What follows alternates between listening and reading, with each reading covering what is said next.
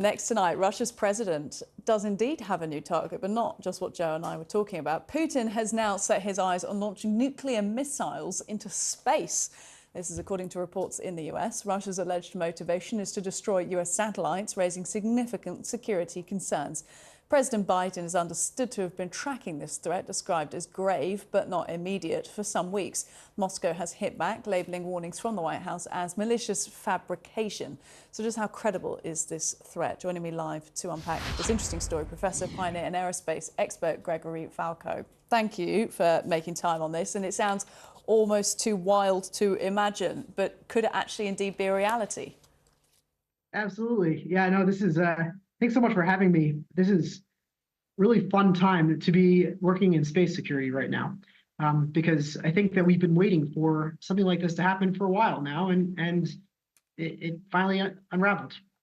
I mean, yeah, fun, I suppose, in the element that it is interesting and it's your life's work and you're finally putting it into practice. But for the rest of us, what are the real implications of this? We're talking about Russia actually stationing nuclear weapons up in space and then, to my understanding, not actually targeting targets on Earth, but they're actually looking to explode the weapons in space because that will have some sort... I'm not going to explain it because you're the expert, but what are we talking about here?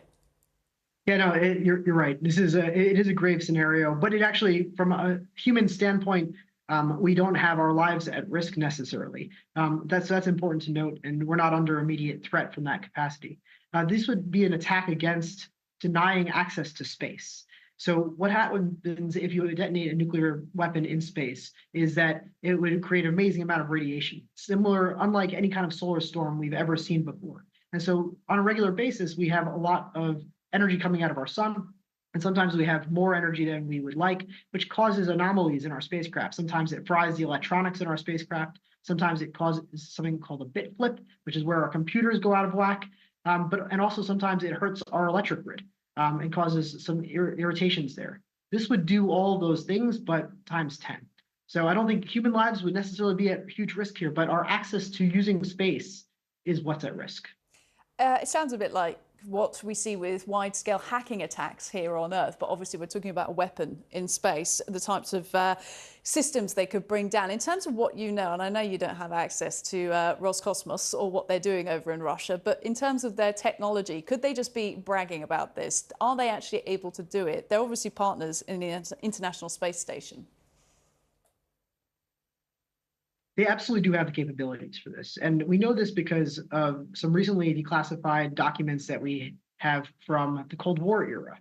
And this is something that they were planning for quite some time back then. And you know, they never followed through with it because they didn't really have the diplomatic need. This is ability because we knew that Russia can do this. We know that China can do this because they've been testing these capabilities recently. But now it's a matter of will. And the question is, the fact is that they brought this up during war period is really important for negotiating leverage. That is something that we haven't seen before. And I think that's why this is all big concern to us right now. I think that's a very salient point. So much of the Cold War negotiations are about where the missiles were pointed and in which country they are. Now we're talking about weapons overhead. Look, Gregory Falco, I'm sure we'll speak again, but really interesting to talk. Thank you.